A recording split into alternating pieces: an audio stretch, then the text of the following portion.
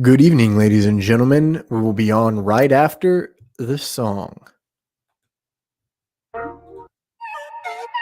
Tommy Torettic. See, I don't like doing this, but I'm gonna teach you a little bit about the world. Yeah.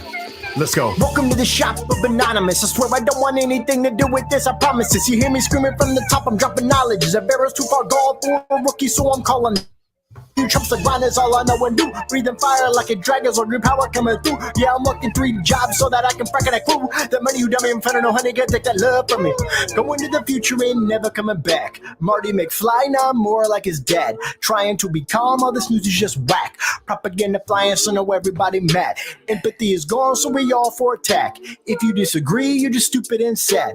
Use intolerance, so must be smoking crack. Ignorance is bliss, y'all, just to die, yeah. 2 sides of the same coin, killer.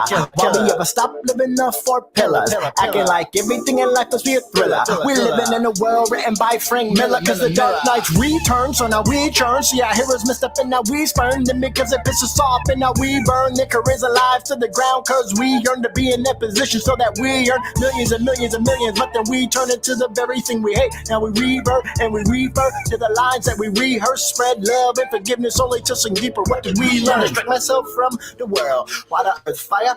Swirl. Bend it to your will, then hurl. Flying buffalo, why don't you give it a whirl? Grab a saber, then just twirl. Force cut a pear, give her a pearl. Power unleashes a churl. Join the dark side with me. Guess it's time I get back to work. Captain of my own enterprise, call me Kirk. Anger and depression always seem to lurk. Round every corner, so I write this just a perk. Everybody moved up, cause we screwed up. Living in a country where we shoot up. Anybody disagree, just to move up the food chain where you grew up. Otherwise they beat you down cause you used up. Time to boot up, new mindset program. Think you knew us, but you shoe us. You only care about us to subdue us, just to screw us. Living in a country full of Judas. Stab you in the back, USA or Brutus. Convolution. Bringing out the dark night, now we tuned up. Time to scoop up any positivity. While the masses all have clueless. They can only catch your speed, Mr. New One's opportunist. Leave them naked in the ground, talking ruthless. I am ruthless. Visions full of kid grown ghoulish, broken ruthless. Spitting proverbs like Confucius, call me Tommy Torettic or Nostradamus. Who this? Who this? Who this? Who this?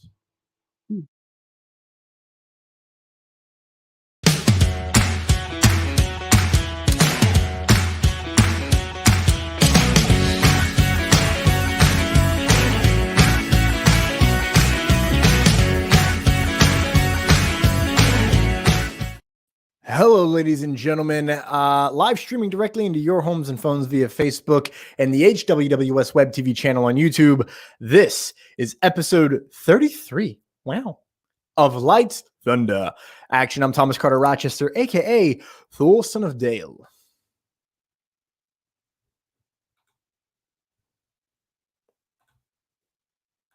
David, your mic is muted.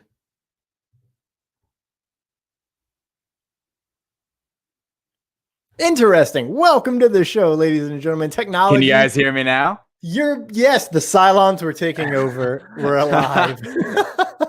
What I was saying is, hello, ladies and gentlemen. My name is David Thompson, and today we have a big show for you guys, as always. We're talking about The Siege, Mandalorian chapter, what was it, 12? Yeah. That will, of course, be our final main topic today, coming to you in the later half of this show. And before then, we've got some big news, some smaller news, but we have some big, news topics for today that broke this week regarding, Disney Plus moving forward, Black Widow, Deadpool 3, the future coming with that, Thor, Love and Thunder, and of course, Wonder Woman. That big announcement is all coming up next. Thomas, how are you doing today? I'm alive, Brennan. I'm alive. It has been a Monday, ladies and gentlemen. It has attacked me with the day of Muns. Which, in case you're wondering, is the banking clan situation from Star Wars Clone Wars. The moon's got me, man. The moon day has got me. I'm doing well, though, outside of all of that stress and not sleeping well. I am fantastic. We are here. Good. We've reached a perfect, like a balanced episode number, which always makes me happy because unbalanced numbers drive me up the wall, dude. I see that you're wearing your Colts jersey. My Cowboys actually showed up and played football yesterday. Yeah. Bravo, guys. Bravo. David, how are you doing? I'm doing well. As you mentioned, my Colts won last night against the Packers, which was great. We're now 7-3. That's why I'm repping my jersey because I'm excited about that. I'm like, what should I wear? Oh, the Colts 7-3. I can be proud of them and show off my nice jersey. We're 3-7. Still the chance to win the NFC East. I don't want that. I want a top 4 pick. Yeah, I feel like that's everyone in the NFC East mindset. Every fan is like, wait, do we even want to win? Because they're just going to lose in the first round, whoever wins that division, with like 6 wins. Anyway, yeah, that was good. Big overtime win against the Packers, who were 7-2. So that was really great. Also, extra sweet. My brother's a Packers fan, and we won. So yeah, what a doing well. Yeah, so doing well. Long day at work today, but super excited for today's show. Super excited. Much excited. David. Yes. Where can everyone find? Oh, actually, no, I skipped ahead. I don't have the show notes up. I'm bouncing back and forth between a bunch of things, ladies and gentlemen, because that's how I live. David, have you been watching anything? Honestly, outside of Mandalorian, not really. It's funny. I saw on the notes you took here, the Marvel 616. That's now on Disney Plus, right? Yes. That certainly looks interesting. I might have to check that out. Also, the Lego. I'm ruining what you watched, but the Lego holiday special for Star Wars that looked interesting. I might watch that. No, it's very interesting. Yeah. I heard I heard it was kind of part like goofy Lego, and then also part like if this was canon, this was cool, or like if this could be canon, like that would be cool, like some aspects of it.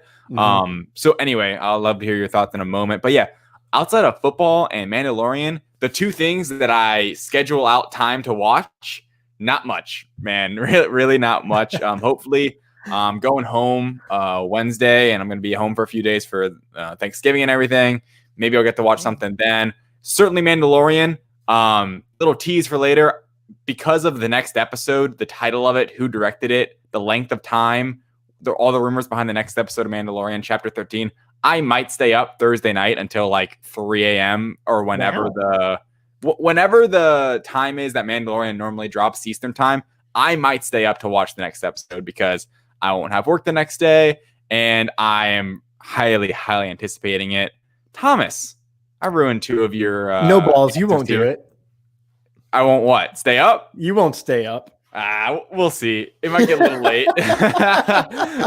We'll see. Thomas, what have you been watching? Thursday, the Star Wars Lego Holiday Special came out, and I cried like a baby. Oh wait, was it? No, it was Tuesday, not Thursday. I got days mixed up. It's whatever. On Tuesday, and I cried. It was really good. Really fun. A lot of great moments. Plays with the canon very well. And then this weekend, after watching Mando, I dove into Marvel 616 I was like, I need something to watch. I basically was trying not to work because I work all the time, and now I'm regretting trying not to work because I did well at that. But the first episode is about the Japanese Spider-Man show. Oh, okay, cool. Fun fact, it basically led to Power Rangers. Oh, really? And I had no idea. So my first Marvel character that I loved, Spider-Man, in Japan is the origin for what Power Rangers would eventually, like what would become the Power Rangers. Wow. It was the first show in Japan to introduce the robot, which they had like Sentai series where they were superheroes and they'd fight, but then they're like, oh, the robots sold like crazy. So then they went to Super Sentai, and that just meant they had all the Zords and junk. Right. So yeah, fun little tidbit. Absolutely love it. Perfect for you. Oh yeah. I was like, wow, dude, like the more you know. And then because I watched that episode, I ended up watching the first episode of the Super Sentai Zyuranger, which is what Mighty Morphin Power Rangers was based on. I got through the first episode and I went to bed because I was exhausted. And then I also finished another audiobook. I know we're all surprised. Of course. Oh my gosh, the audiobooks. Yeah, this one is not Star Wars related. This is actually Supermarket by Logic. Oh, okay. It is a very damn good book. Really? Okay. Yeah, no, it's so good. Yeah. Because it's a mind trip. I'll just say that. Really good. Highly recommend that to anyone. It dives deep into mental health. Probably why I've been struggling, because I've been questioning what is life and why are we here, and what would happen if I fell into a black hole. The questions that every child grows up thinking, right? Right. Speaking of audio, David, where can everyone find the audio version of this podcast? Let me preface this with I've been slacking on this. The audio podcasts are kind of what's the word? They're delayed. They're kind of they're on a break. A bit. Yeah, break, or just they're kind of like put to the side. The audio is coming for the latest episodes. We haven't uploaded the last two like episodic things. Last thing we uploaded was the Monty. The Monty M. Moore interview. Go check that out if you haven't already on the audio or on this Facebook page to see the video version of that interview. That was great. But yeah, typically you can find all of our podcasts. You can find most of them right now. Not the last two. I'll get to it. I'm going home Wednesday. I'll have more free time to figure out my computer that's been malfunctioning and it's just getting old. And I'll get all the audio up. So look out for that. You can find all of our audio on Apple Podcasts, Google Podcasts, Spotify, and our hosting site, Spreaker. Go check it out there. I'm sorry, guys. If you guys like listening to the audio later, I will get to it. Trust me. Thomas, what do you got for me? As always, you can find us live streaming right here to your homes and phones from our Facebook page, Lights Thunder Action Show. You can also find us streaming every week at the HWWS WebTV channel on YouTube. David has been fully indoctrinated in the HWWS family after delaying pulling him into the producer's thread that we have. And now he sees all the messages. And now I don't have to play middleman. I love so much. You love me giving you random bits of information, and then you're like, what? And then Terry explains it, and I'm like, yeah, Terry should have just said it. And then I'm like, oh, Terry, cool, got it. I understand what Terry's saying. Thomas, get a job. You can also find fun little clips and adverts on Lights Thunder Action, our Instagram, at Lights Thunder Action, On Twitter, we are LTA Podcasting. That's an action verb. That is LTA PODCASTING. And of course, our own YouTube channel of Lights Thunder Action exclamation point. And guess what? I'm just going to say it right here. We got merch. I didn't have time to put together the video that I was planning to put together. But we'll probably frack it. We'll just go through the whole thing later on. We'll do a screen share and be like, this is what you can get. It is lotproductions.threadless.com. That is where you can find our store. Get your official Lights Thunder Action merchandise. You know what? I'm feeling weird. We're doing things different. We're going rover. David, we're going to take a quick ad break and we'll be right back. Reels and Heels is a podcast that discusses movies, television, wrestling, and more. With a rotating guest list of friends and filmmakers alike, Reels and Heels salutes the creative arts of all kinds. Join Brian Winzeloff and Nicole Jobin live every Saturday at 2:15 p.m. Eastern Standard Time for Reels and Heels. Man, I'm not going to lie. I just clean up that audio and I hate it. What? I do. No, what? I think the one before sounded better. It had more resonance. Great ad. It was just the tweak I did on the audio. Oh, I see. Okay. I thought perfectionism, children, don't do it. So, ladies and gentlemen, this brings us to everyone's favorite segment of the week. What the news? What the news? All right, we're gonna kick off in a pretty special way of what the news this week. Reading a few of my stories from the direct that you guys can all go check out. Starting with Moon Knight. So there was a report that came out. It's funny I even have to open up the link to the story I literally wrote. But I gotta remember what happened. The Illuminati luminary.com. You can go check them out. They had a report talking about multiple things they had heard from the production of Moon Knight. Here are the quick hits, bullet points that are the most important thing to learn about the upcoming Oscar Isaac-led Moon Knight Disney Plus series. So apparently, production is going to begin filming. Principal photography will begin in March of 2021 in London. So look out for that. I'm sure we'll cover it when that happens. March 2021, you can expect Moon Knight to begin filming. So they're moving along with these Disney Plus shows. I believe also, we don't have it in our news, but She-Hulk is also supposed to be rumored to be starting to film March 2021.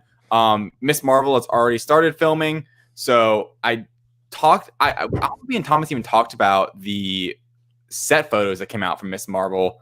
Oh yeah, I haven't even seen them. I didn't almost mention it to you because I know you're like, it's kind of spoilery in a way. So I was almost like, Thomas doesn't really like spoilers. Like, I shut my mouth because, like, obviously, with my direct team, like I was a part of seeing some of the stuff coming out, and I'm like, and I had some thoughts, but whatever. We'll save that. We'll talk about Miss Marvel some other time. About Moon Knight now. So this report was also saying it mentioned 2 new character descriptions from a casting call. So we don't know who's playing them or who they actually are. But here's where the descriptions go for these Moon Knight characters.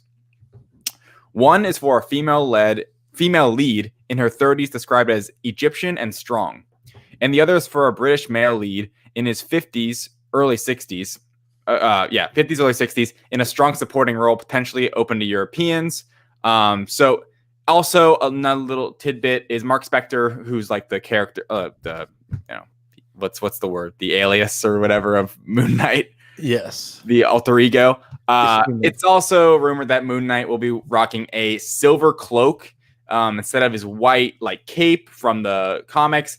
I kind of took this as maybe it'll be, when I heard cloak, I guess in my head, cloak and cape aren't one for one. And I was thinking, hey, maybe it might be a grittier, darker take on it. If it's like I was thinking like kind of those cloaks over the shoulder where it might be a little more raggedy, and instead of like that like white, it could be, I don't know, kind of darker. Anyway, Thomas, you may have read my story, you may have saw this news. What did you think about Moon Knight coming? Already, this is going to be very long. I think cool. I mean, it's so early in the stage that we're just like, they're giving us like, I don't even think they're giving us the flour, not even breadcrumbs. Like, it's pre-breadcrumbs. They're just like, here's flour, snort it.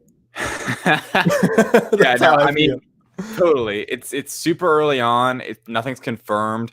But with everything, with all these pre-productions happening, it is something to look into. And I think the biggest news coming out of Moon Knight so far is just Oscar Isaac being the character. I really want to get into reading them. I really maybe over this next like weekend, I'll maybe dive into a little bit of Moon Knight, because I was looking into some Reddit threads of what are the best Moon Knight things to get into. It's so hard with comics sometimes. What's that? I said dangerous. Yeah, it's I was gonna say it's difficult when we're trying to start a new comic and a new comic book character, especially, and you see like multiple opinions on what you should read, and some are newer and shorter, and some are older, but they say this is like the best OG kind of stuff, but you have to read this book and that book from that character and this character. So anyway, I might get into reading Moon Knight. I'm excited for this series. I think this is going to be a cool Disney Plus show. And I heard also a rumor that's going around that I think someone wrote on the Direct actually today, a follow-up story, is that Mark Spector, Moon Knight, they're going to deal with because he has like multiple personalities in canon in the comics. Yes, that they are going to deal with take like a mental illness or mental health spin on it potentially, or at least what's the word I'm looking for? They're going to talk about it or make that a part of the show. So I think that could be really fascinating and give the show a really fun twist that's different from a lot of different characters. If it's actually something he struggles with, not something that just happens, but it is something he kind of struggles with. So I think that this could be a really cool series. And yeah, like Thomas said, cool. So because you said something that sparked a memory from, I think it was Jay Washington. He was talking about the fact that Nick Kroll was rumored to be involved. Yeah. Someone else was rumored to be involved, and it's like, oh, okay, like I could see those people maybe being them. His take, which I liked because it's ballsy and out there, was because of these multiple personalities, maybe it won't be one dude playing all these personalities. It'll literally be an entirely different person. Maybe. And I'm like, wow, that would be a very interesting take on it. Yeah, it would be cool. I also like, because that is a cool idea, but I'd love to see Oscar Isaac do the multiple personalities. I think he's a great actor, and I think he'd be phenomenal at flipping the script, almost like James McAvoy as Split. Split. That movie I didn't see. Yeah, have you never seen Split? No. It's not that scary. Like, I'm not into scary movies as well, and I think I watched with Jasmine because she's more into them, so she made me watch it. She's like, shocking. Yeah.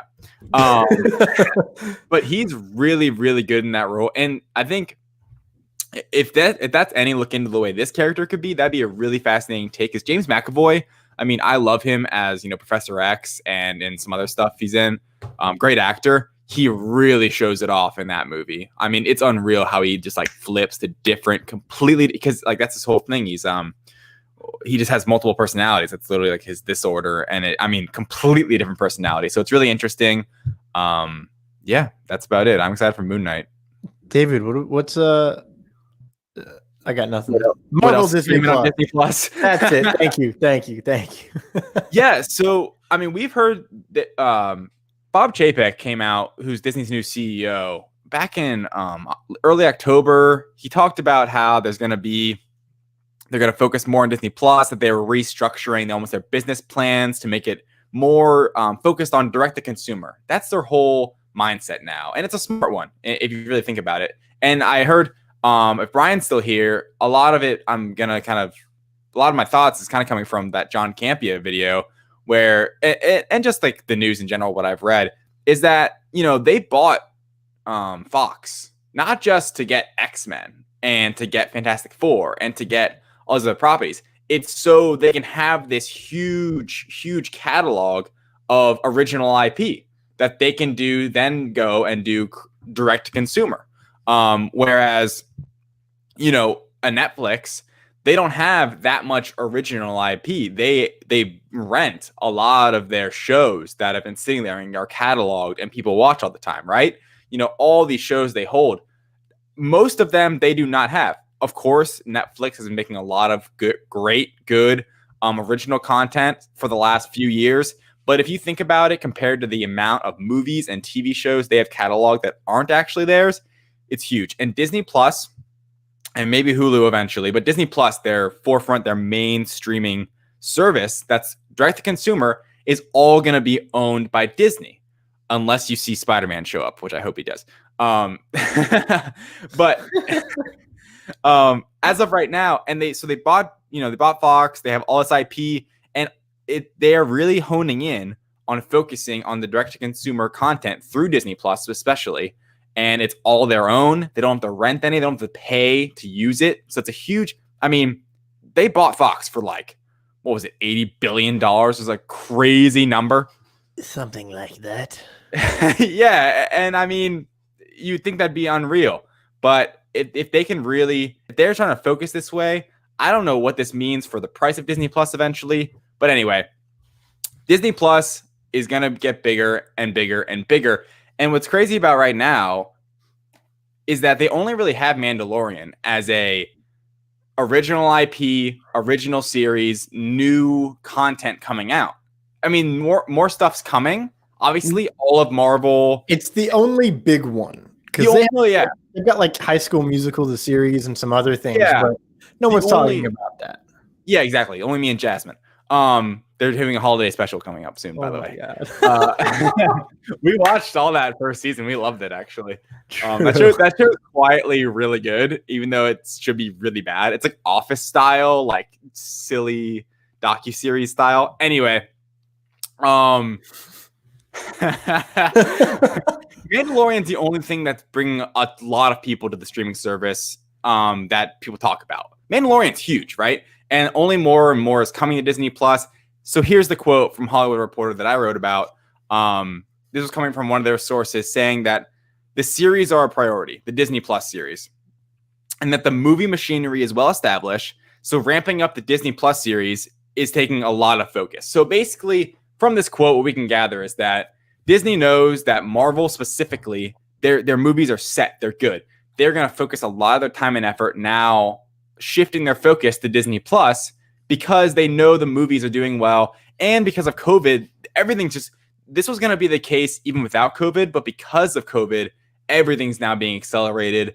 Thomas, I just ranted or I just drowned on for a while. What were your thoughts on all this? Because this is a pretty big topic and it's something that's really a sign of the times and what we're looking at for the future of movie going or just, Marvel Studios intake for sure. I'm happy that they're finally doing this. Are you though? Because this is my thing. We don't want this to take away from the theaters. Here's the thing.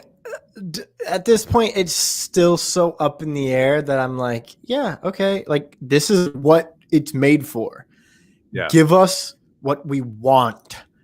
Disney. Yeah. Also, hire me because I want that too. But, it just makes sense to bring more stuff like this to Disney Plus.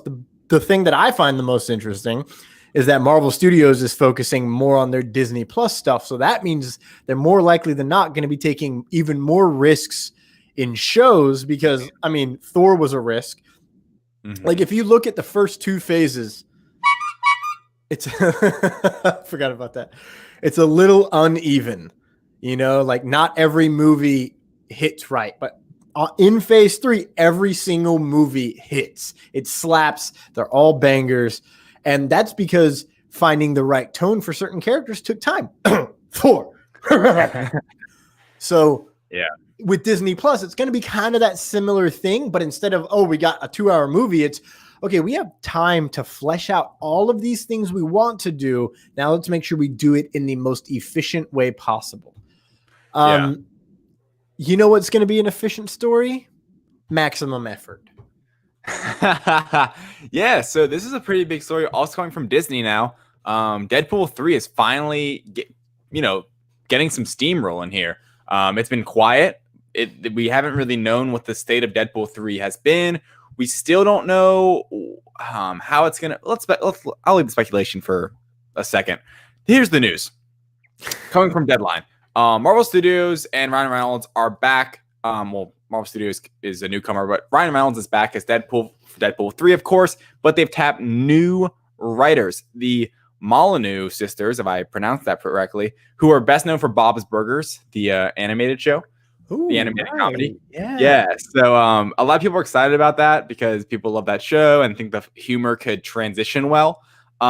Here's my thing with all of this. I'm excited. New writers, cool, successful, successful writers on a comedy show.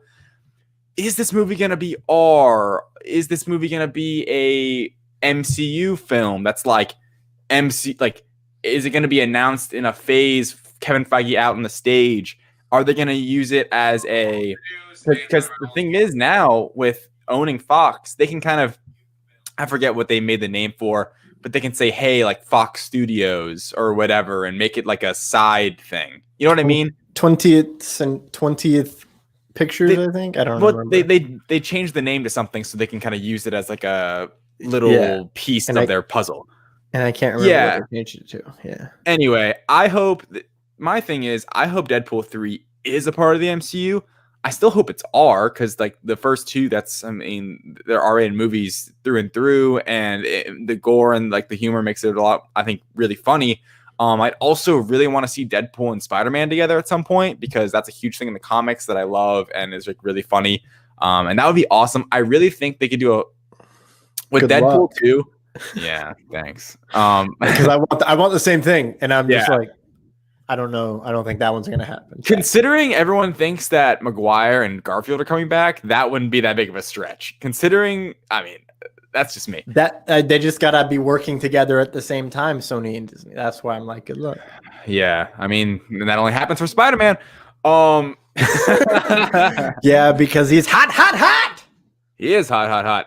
Like, the amount of money that Sony is making off Spider-Man these days is unreal. and Tom Holland. Uncharted coming out soon, hopefully. Anyway, Thomas, you saw all this. What are your thoughts on Deadpool 3 in general and this news? Already used my F-bombs? Shit. Maximum effort. I think so. I don't know. The wall told me I did, so it has to be right? Why would a wall lie? Down. It wouldn't. It stands up. Anyways, I'm sorry for making bad puns. Fact is, good. It's about damn time. The fact that they didn't announce this earlier, I'm hoping is simply because it's like, oh, it's coming in 2023. So instead of them being like, hey, here's a movie 4 years in advance, it's like, hey, we're just going to hold off on the announcement until we need to. I don't think it'll be in the MCU. You think it's going to be a continuation of the story they were already telling and not really cross over? It'll be in. Okay, will it be in the MCU in a multiversal way? Absolutely. Will it be an MCU proper? No, because that is dangerous. I really hope it is. I mean, it doesn't need to be. Deadpool is so meta, it doesn't need to be. Yeah. He can do his own thing by pulling the MCU to him, but he doesn't have to. You don't have to worry about, well, what's Deadpool doing in this? What would Deadpool do in this situation? It's more of like, you bring the MCU to Deadpool and let that happen. Honestly, now I'm thinking about it, I want Deadpool kills the MCU. That'd be the title. I think because it's so meta, they could put him in the MCU really like seamlessly and in a funny way where he's like, oh, now I'm in this universe. It's some stupid joke. Like he would say something about X-Men and Hugh Jackman before, which he still can. He can still reference X-Men characters because they own all of it. If he doesn't replace the Stan Lee cameos, I don't want it. All I have to say is I think this is contradictory, but I want to be R and I want to be in MCU proper, and I just don't know if that's going to happen. But I will say this on the record: I would prefer it to be in the MCU proper than it to be R. Oh shit! Yeah, we disagree there. Yeah, I think that is kind of. Yeah, I think a lot of people would disagree, but I'm like a junkie for getting it all in the MCU. I mean, I lost my mind when Spider-Man was out of it. Yeah, you're crazy. The horn has deemed horn has sounded. Before we move on really quick though, Thomas, we've kind of been lacking on the comments we've been getting. Yeah, everyone watching, really appreciate it. Brian, I want to talk about a few things Brian's been saying. He recently said Deadpool 3 most likely rated R and sort of in the MCU. I tend to agree, sort of in the MCU, kind of what Thomas was saying would make a lot of sense where who cares really? He can be, can't be. I want him in an Avengers film though. Brian also saying that he thinks, or he's heard that Black Widow coming April 16th on Disney Plus. I forgot to mention, which I definitely should have in the last article, that the Disney investors meeting coming on December 10th is going to be a huge day. Maybe we do some special show for that because there a lot of anticipations coming for it, thinking that we're going to get some news. Because last year we got some of the news from the investors meeting, and there's a lot of anticipation for what's going to come out of that when it comes to Disney Plus, Marvel, all those things we care about. Also, just wanted to say hi to Randy, Terry, Jen, Kyle. Thank you all for joining us today. We really do appreciate it. Hope you're having a good time and a good evening. Evening for Terry. Late evening for Terry. And we have this news surprised the hell out of me. You know, coming up, as we all know, Chadwick Boseman passed away tragically, suddenly, ripping all of our hearts out. And we were like, well, what does that mean for Black Panther 2? David, what does that mean for Black Panther 2? Yeah, so this is a pretty big story, guys. It came out just a couple days ago, and obviously the tragic passing of Chadwick Boseman has put this movie into complete disarray from a fan's standpoint. I'm sure the studio had no idea. I mean, it's crazy. But I think before this point, really, when this news dropped, no one really was talking about Black Panther 2 because no one cared, really. It was just like, that's relevant now. But this is big news, guys. So apparently Black Panther 2 is going to start filming. So they're pushing forward with the movie. That's what Hollywood Reporter is reporting. For one, they're not just canceling the movie, which I thought it was a somewhat of a possibility. But I guess I guess they think that I don't know, live on the legacy. keep the character going. It's such a huge success for them. It's a huge symbolic success as well.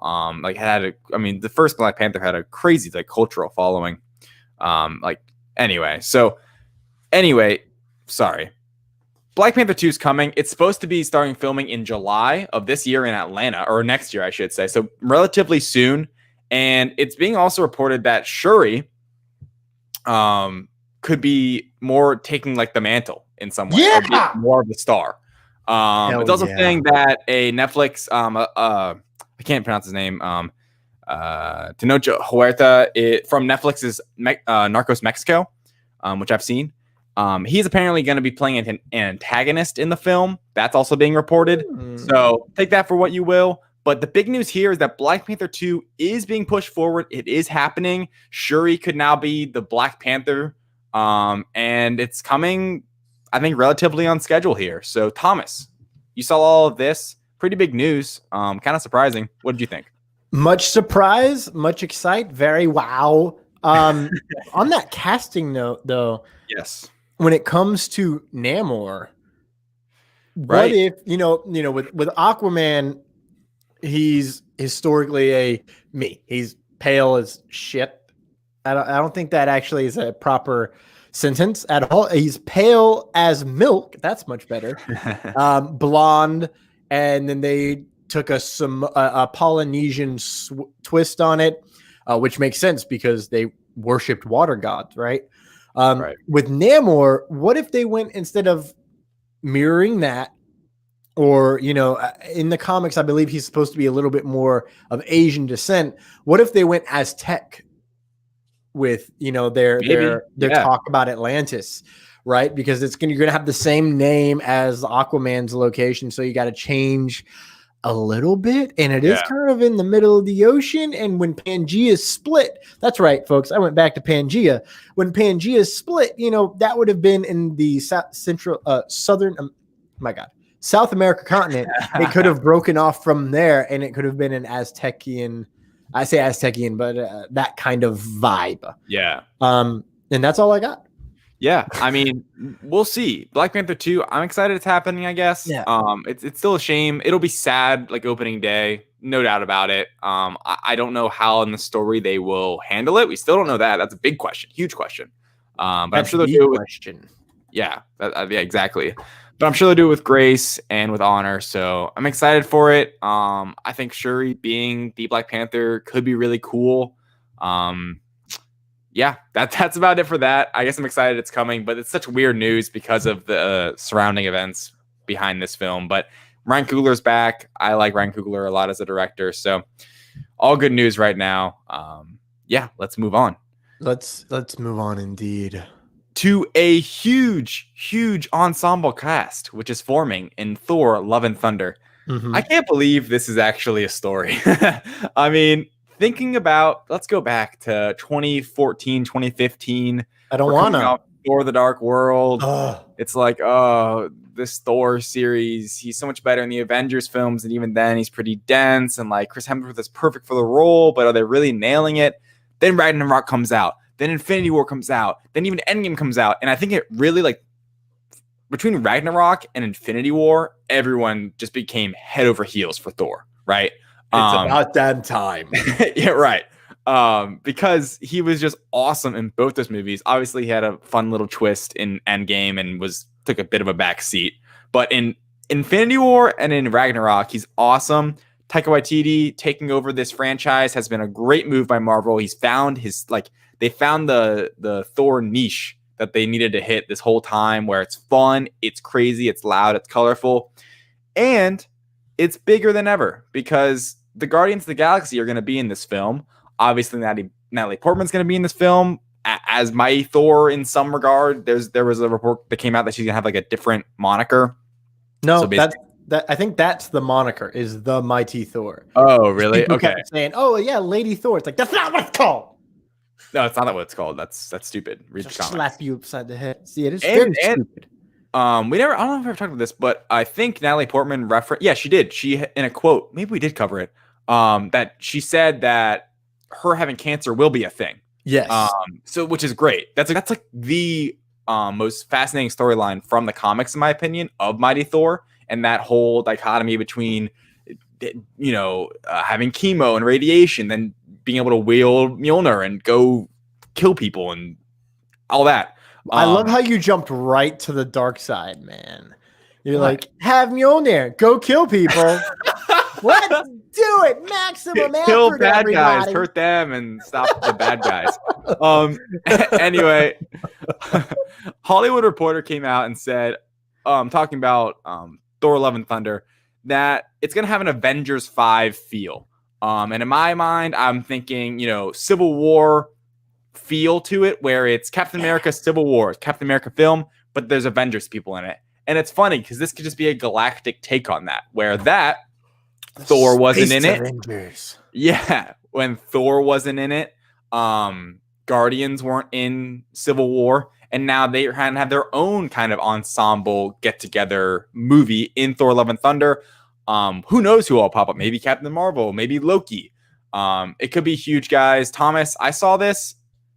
I know you're gonna say Loki's gonna be in it. I'm willing to die on that hill. And which Loki? What a wonderful question mark. So I fracking finally. Yeah, this is your guy. It's my guy. It's my dude. It's me. It's I, Thor. Not son of Odin. He's kind of weak. He's an old man. I'm a young man. I'm only 749 years old. So I saw this and I was like, hell yeah, that's what we need. Because we need a team up of some sort. And Doctor Strange has a team up of some sort. Certainly. So Thor's going to have a team up of some sort. It's looking like Captain Marvel 2 might be a team up of some sort. Monica Rambeau's an adult now, and she got powers apparently. So, what's going on with that? Yeah. But when I saw it was just like Thor: Love and Thunder to have Avengers 5 feel ? And I was like, yeah, of course you're going to have Avengers 5 feel. Like, look at the cast that is confirmed. Then you introduce the fact that the multiverse happens right before, and it's like, oh, okay. I think we get Loki and Thor, and we'll have Mighty Thor. Who is it? I remember Valkyrie will be there. Valkyrie's looking for a queen. So, that's potentially a whole nother. I'm shipping Captain Marvel and Valkyrie right now. I want that. I want that so bad. I wanted her and Thor to be a thing because that would just be a genuine power couple. But like Valkyrie and Captain Marvel, I feel like they get along better in the end. So that's what matters more than anything. The connection, ladies and gentlemen. But I'm so excited. And Captain America Civil War, Thor: Love and Thunder. Yeah. What was that? Civil War is amazing. We'll see. We'll see. Everything's bigger in space. Also, okay. Here, let me sell you on this movie being better than Captain America Civil War. Does Captain America Civil War have space sharks? No, it doesn't. You're right. Yeah, I love you sharks. win. But you put sharks in space? Hell yeah. That was a terrible Kite Man voice. Hell yeah. That's better. Only slightly. David, what's next? So, Thomas, it's the most time of the year? It's the most Wonder Woman time of the year. Literally, guys. So we're getting, whoever you are, wherever you are getting Wonder Woman 84 on Christmas Day. You want to go out to a theater? Go do it. Go find a theater, put on your mask, do the social distancing, wash your hands, all that. Go enjoy Wonder Woman 84 on Christmas Day. And also, we didn't even watch I didn't watch the trailer. I don't care. I don't need to see any more Wonder Woman marketing, please. I'm serious. I don't want to see any more Black Panther or Black Widow when that movie's going to finally come out, because they're going to come out with more footage. It. Yeah. Because they have to. They have to remind people. Hey, guys, remember what you didn't get? I remember. Yeah, considering the final trailer for Wonder Woman or for Black Widow came out 7 months ago. 8. Anyway, so Wonder Woman's coming out HBO Max on Christmas Day along with theater. So they're going to do both, guys. This is the first time, new territory. They're going to big blockbuster films going to come out in theaters for people who want to go out, and also on HBO Max. So all you have to do, sign up for HBO Max, have the subscription, no extra cost.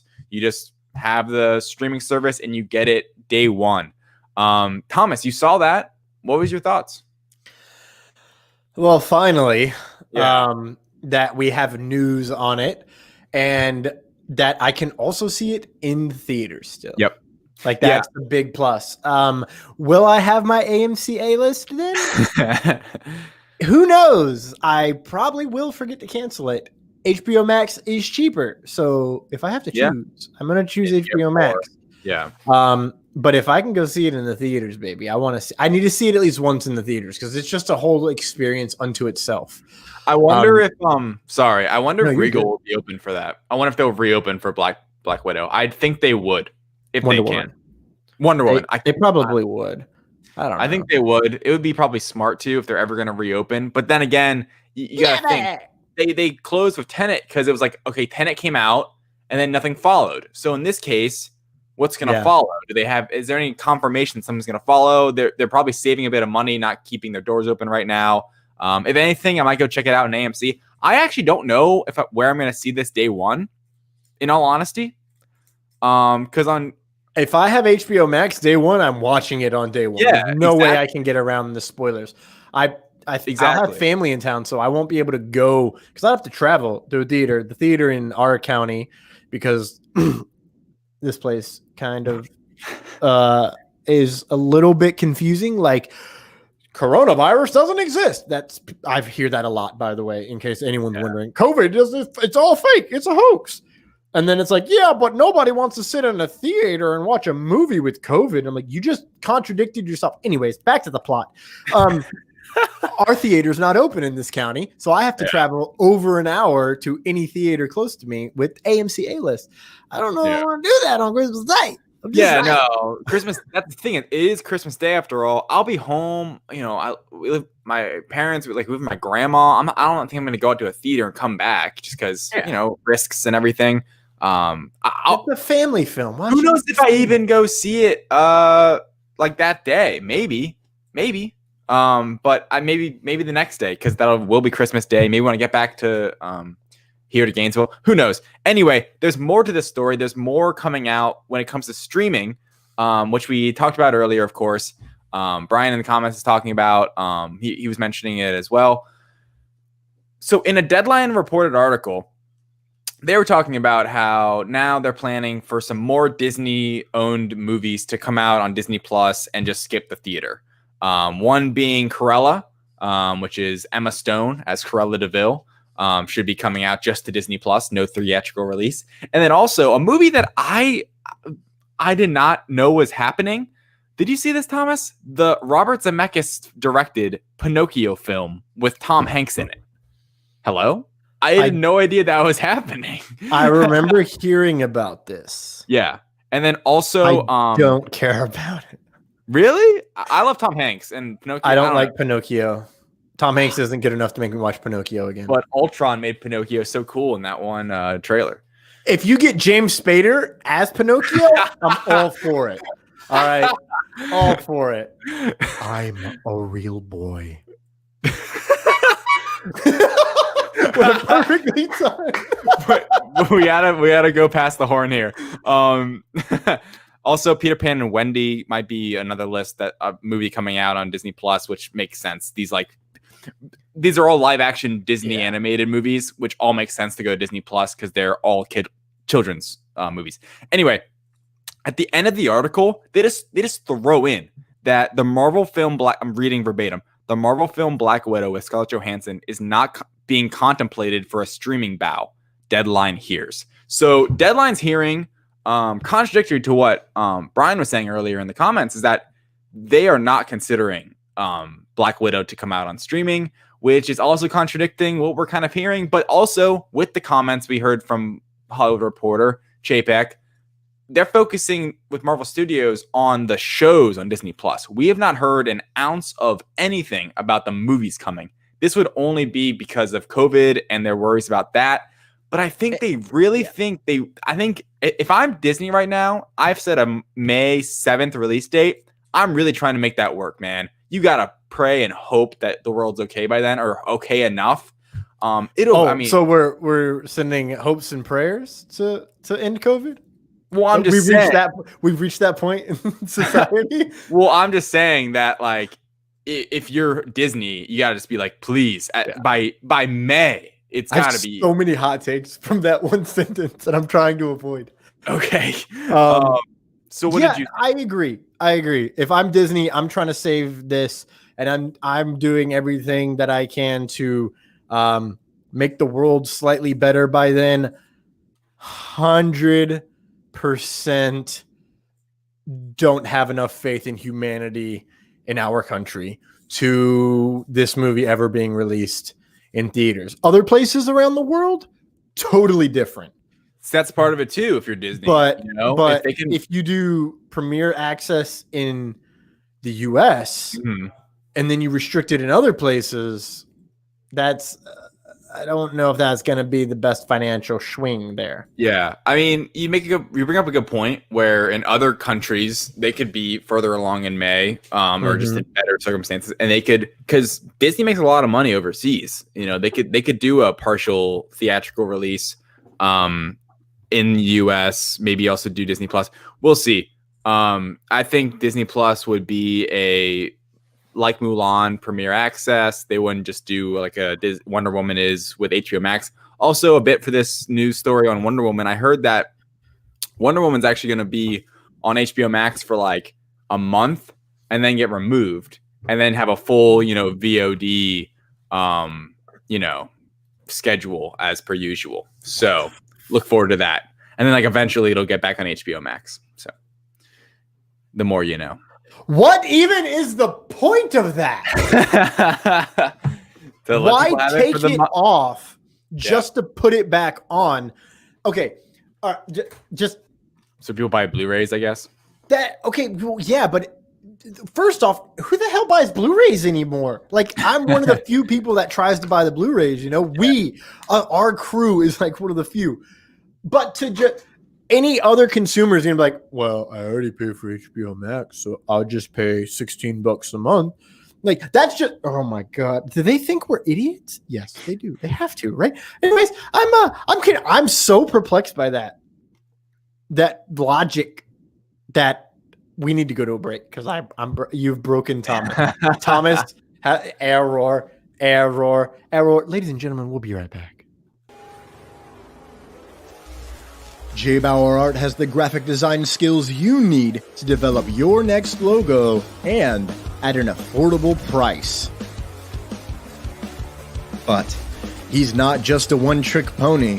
Follow JBauerArt on social media to interact during live paintings and see all of his previous artwork, which you can buy exclusively at JBauerArtShop.com.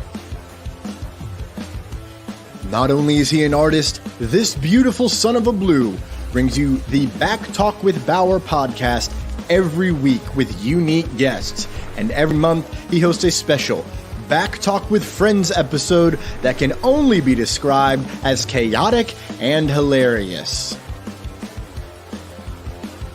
Need a video intro or commercial? JBauerArt has you covered. For all of this and more, follow JBauerArt on social media. That's JBauerArt. Check out JBauerArt.com for a full portfolio and JBauerArtShop.com to buy that special painting for you and your loved ones. And we are back. I meant to get a clip set up, but I realized that the banking clan has really got on my nerves today. You know what I'm saying? Yeah. I wish that Mando would just take out a couple moons. Muns? I don't know.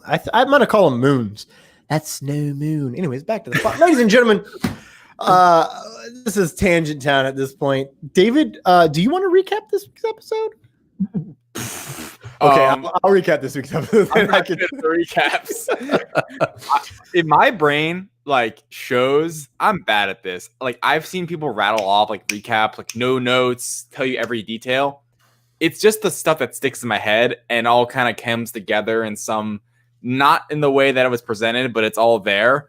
So I'm really bad at that. So I'd be happy if you took the reins. I got you, Broheim. So right off the bat, we start with possibly my favorite scene of this entire series so far. And that's Baby Yoda helping. Look at this little guy. This guy tried to help fix the ship.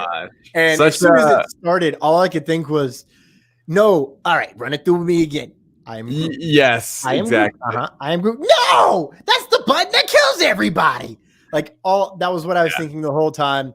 It went about as expected with Baby Yoda, and I loved I'm not a parent, but I have been Baby Yoda before, and I've been in Mando's situation where I'm like, no, I need you to do this, and then you do this, and then you do that, and I'm giving very clear, simple instructions in my mind, and like my nephews or other people that don't work at my weird brain erratic level, they're like, what?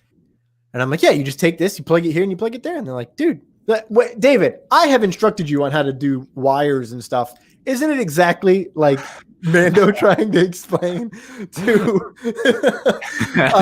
and it's just like, you take the red wire and you put it where the blue one went. Right.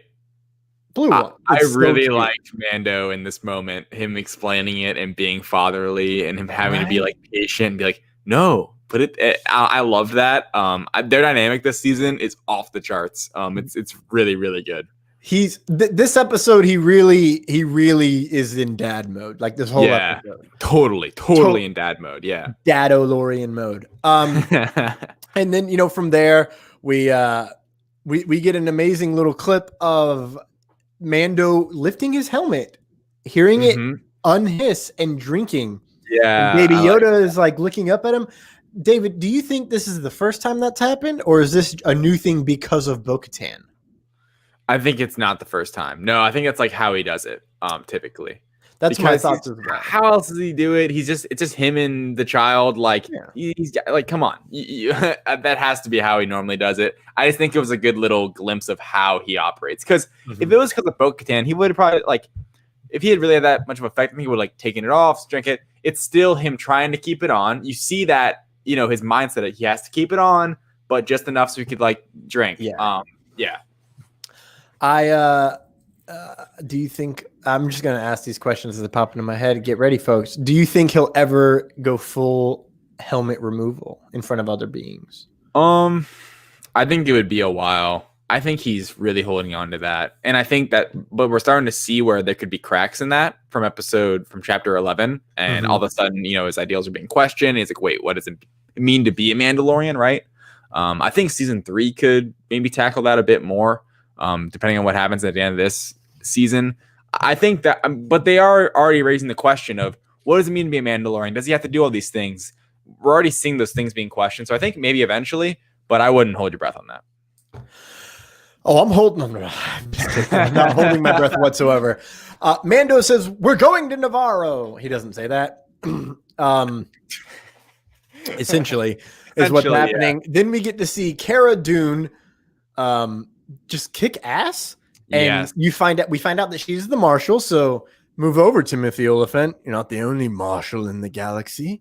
Really cool seeing Navarro kind of cleaned up with them, like Carl Weathers and what's Carl Weathers' character's name? I can never remember. Grief Karga. That's not going to stick. And then Cara Dune, like her character name's way better. Her full name too, Cara Sarinthia Dune of Alderaan. Yeah, it's dope. Wait, sorry, excuse me. Marshal Cara Sarinthia Dune of Alderaan. Tease for later, that Alderaan reveal scene. Oh, this show's so good this season. I just forgot that. But also, I did cry. I'm going to say it right now. Like, I tweeted this out after watching the latest episode. Season 2 is already better than season 1, in my opinion. It's already better. I mean, it's getting better as we go, and it always seems to be ramping up. Like, the first 2 episodes, episode 1 was really good. Its own little story. It continued the plot, though. It got us back into things. Episode 2 was weird and zany, but it was short enough and set up some things enough with the Republic that actually, I don't know. Are now already paying off. Exactly. And then episode 3, amazing, fast-paced, Bo-Katan, like we're getting all this, pushing the story forward. It was another heist. And then this, yeah, exactly. And then this episode is a awesome sort of a side story until the end when it just completely tries to push the narrative forward by a million. But an amazing side story of them trying to take out this old Imperial base on this like volcanic rock thing. So cool, great action. Sorry, we're just kind of flying through here, but I just kind of want to talk about how much I'm loving this season, right? And it's only going to get better, it seems like, or at least like right now, it's really, really moving at high speed. When I thought this week was going to be, I was not expecting this good of an episode, especially with the end. Like the episode was really good, and then the end pushes everything forward, of the whole story. I'm going to save it, but as we continue on with our narrative here. We find out that Grief Karga is now Magistrate Karga. Wrong word. Mando lands. I need some stuff we linger on a guy. I knew as soon as we lingered on that guy that he was not trustworthy. I'm going to say it right now. I'm going to say it out in Front Street. I was like, that was a weird shot to include right there. Yeah. So it stood out to me and I was like, he's going to do something. Then we get a nice little fun snippet from Grief Karga, and it's what was it? The Empire, the New Republic thinks they can change things out here. If the Empire couldn't do it, the New Republic can't do it. They should just leave well enough alone. And all I could think was, it's good to hear that the Outer Rim is still giving governments problem. You know what I'm saying? It was with the Republic for like 5,000 years. They had trouble with the Outer Rim. The Empire couldn't wrangle it in. The New Republic still sucks. It's just good to know that some things never change in Star Wars, right? Yeah, true. Then we find, I think this is our second time ever seeing a school in Star Wars. Yeah, outside of what, the Jedi Temple or like the like it's the second time including the Jedi Temple. Right, exactly. Yeah, God, I love seeing this. The school was great, like, and Baby Yoda in it. I mean, that was just like the Baby Yoda scenes as well in this season and in this episode specifically have been so good. Like great humor, like super Less cute. is more approach, which I'm glad they did. Yeah. I'm really happy they've gone a less is more approach because I was worried, last season, after last season, I was like, well, they're just going to like shove Baby Yoda down our face. And they're not. And they're doing a good job. Good. They're doing a really good job. They're making his scenes like really funny and really cute, and and also making him he's still a plot point, right? And we're seeing that. Oh my, is he a plot point? He is the plot point when you get to the end of this episode with, going back to like episode 1 of last season. This show is cooking. That's all I know. Anyway, keep going. I'm just thinking about the end, and it's like unreal how well they're kind of like telling the story. Like, that's what I'm saying with last season when it kind of frustrated me, because the story is so good and what they're telling, and then when they would go on these like fun side things that really like were irrelevant, and that's not always a bad thing, right? But it did like this episode was great where it told this kind of a side thing with the heist, but then really pushes the story forward. Anyway, continue on. Really quick. As soon as it was revealed that he was going to meet up with old allies, everyone's like, oh, Gina Carano's in it. And I have not looked in. I've been so busy that I don't know why everyone was upset, but I was like, whatever. And they're like, oh, another filler episode. And I was like, how is it filler when we're going to the planet that literally everything happened? This is the reason this show started. Yeah. Because of Navarro. It started there and ended there last season. If we're going back there, it's got to have more than just, hey, remember us? We're the shooting, tooting gang of the West. And people have, people, man. It's just, I instantly, and I'm going to spoil this for Thor Watches. I have a small section where I'm like, take that, fans who thought this would be filler. You nerds. I'm gonna say something else too. I think that this show does a great job, and this episode specifically, of such fun little one-liners that are great for just for Star Wars fans. Dude says M count. Like, come on. That was golden. All right, let's go with the plot. I want to talk about the end. back to the plot. Where was I in the plot? Star Wars school. Right. Yeah. Baby Cute is adorable. Then we see him in the school, though. They're talking about hyperspace lanes. Very important. I think that's the first time I've ever heard it explained everywhere. They mentioned the deep core, and fun fact, it was in 1,000 years before Palpatine, there was trouble traveling to deep core because the hyperspace lanes were collapsing because of black holes and the such. So that's a fun fact. Yeah. Baby Yeet steals the dude's cookies, which is like the scene that stands out the most to me. He force steals cookies. Dark side elf, huh? I think I texted you all caps. I keep thinking they got him to force steal the cookies or force grab them. And then we find out why they need Mando, and it's a whatever. Blue fish guy, which they just call Mithril, which is a little bit racist. Mithril, yeah. That character I really like. Horatio Sands plays him, and I love it so much. Yeah. He's the 3PO of this episode. He is. All the way. He is. That's a really good analogy, yeah. We find out that the base that they're going to is where Moff Gideon got his reinforcements. At that moment, I knew, this is going to be some big stuff. They're about to get in some big doo-doo this time. Yeah. We get there. They get the thing. They lay out the plan super duper simply. We go in. We shut off the power reactor. This whole place blows up. Boom, bada boom, yeah. bada It's like they stopped it from cooling, and then it would just explode. That's what it was. They had to turn off the coolant reactor. The coolant system. Yeah. And then it's like, all right, cool. Let's see how this works out. We have awesome scenes of them running through. He turns it off. We get some great, I'm afraid of heights and heat, and lava and heat. Bluefish guy says. Oh, yeah. Oh my God. So good. He goes, and lava. And lava. Yeah. Like, no, you're not afraid of it? Like, no way. Then they're running through. They decide to go a different way, and then we show up to guys, and they're doing stuff. And the first thing you hear is purge the drives. As a hyper aware person who's always trying to figure out the mystery of every story, alarm bells went off. The klaxon started sounding.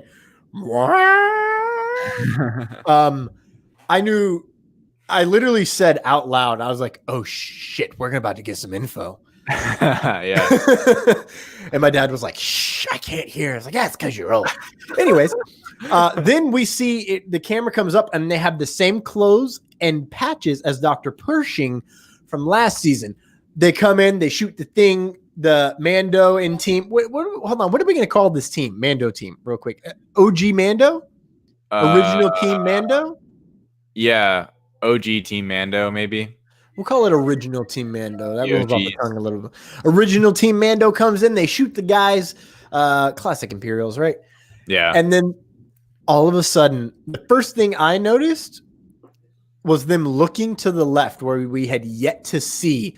And then I heard the music. Yeah. And ladies and gentlemen, my nerd-gasming happened.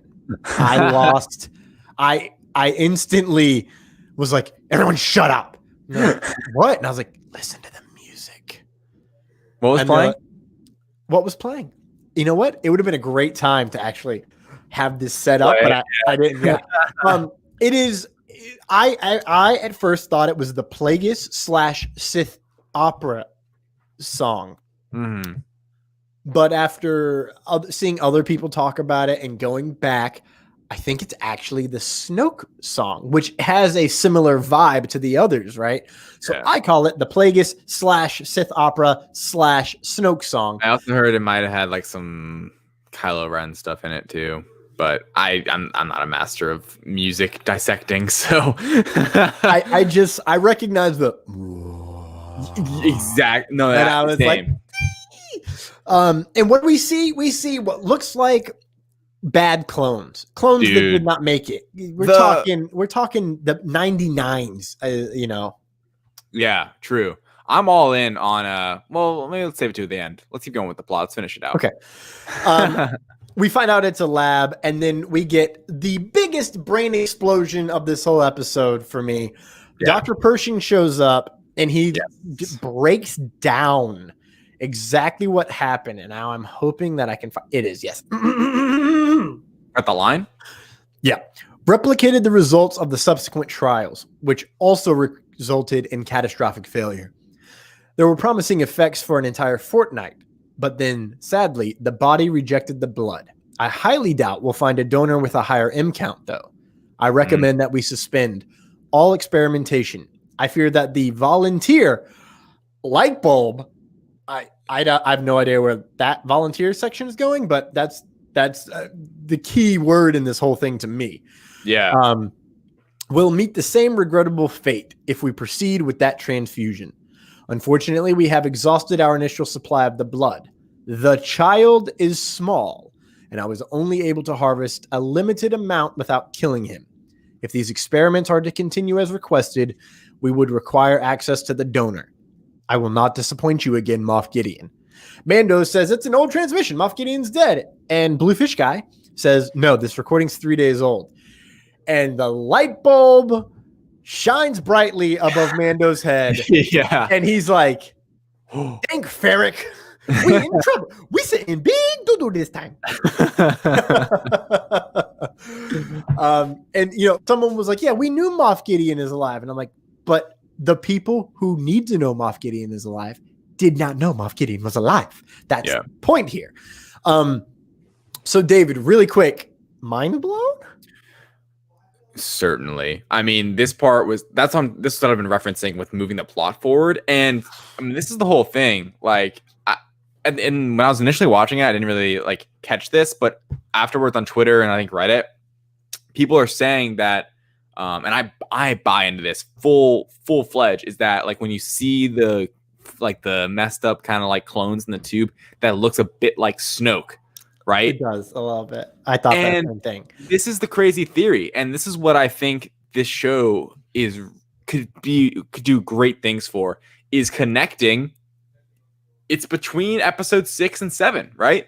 And they could actually use this show to do some connecting between those with how Snoke was made. And I mean, which is crazy to think, because I didn't even like this plot point with Palpatine coming back. But if this whole thing is about, it's about reviving Palpatine and getting him back, if Moff Gideon's a part of, a part of the Sith and wants that, I also think there's a side thing. I don't think it's all that. I think Moff Gideon has his own intentions to some degree with the Darksaber and the Dark Troopers and all that. But I do think there is something to be said about them trying to use Baby Yoda to basically bring back the Emperor, which is a crazy statement. It's been a theory for a while. I remember seeing it was kind of like that. It's kind of dark, but I thought that. Yeah, exactly. And after this episode, it seems like that's what they're doing, right? I mean, we don't know everything, but it seems like that's the direction they're going in. And I love the idea of them using Mando to connect with, because it could only make episode 9 better in that sense. Yep. Where if you kind of are seeing the real plan in place, instead of it just happening, right? Where in episode 9's he's back, there's all this stuff, and he somehow was Snoke and all this. If we actually get the story being told to us through years or whenever, this whole series, that would really help, I think, the watchability of an episode 9 and how people view it.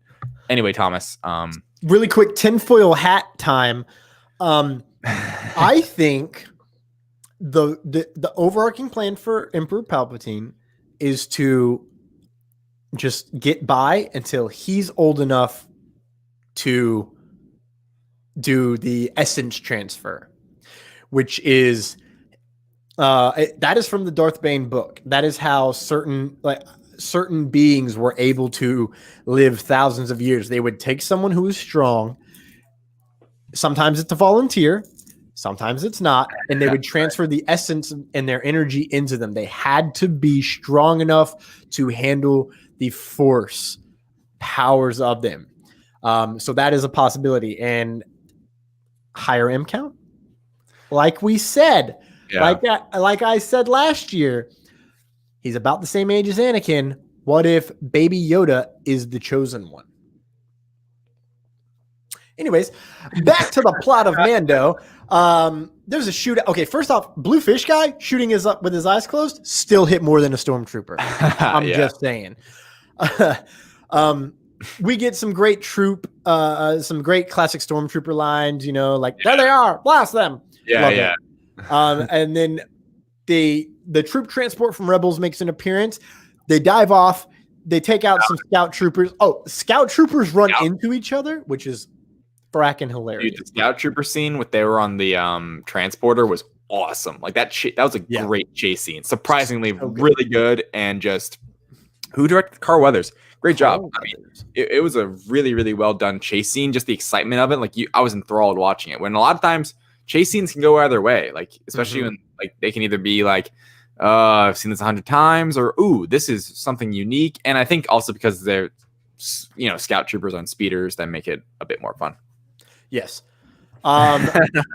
They go, the TIE fighters take off, they take out the scout troopers, then the TIE fighters are coming in. He takes out one, it takes out the gun. Scary.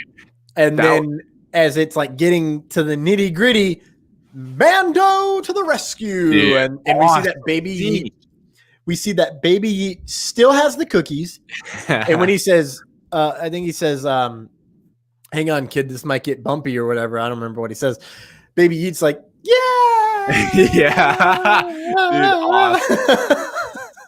So Baby Yeet is just living his best life on the Razor Crest Mando roller coaster experience, coming to you soon at a Disney park.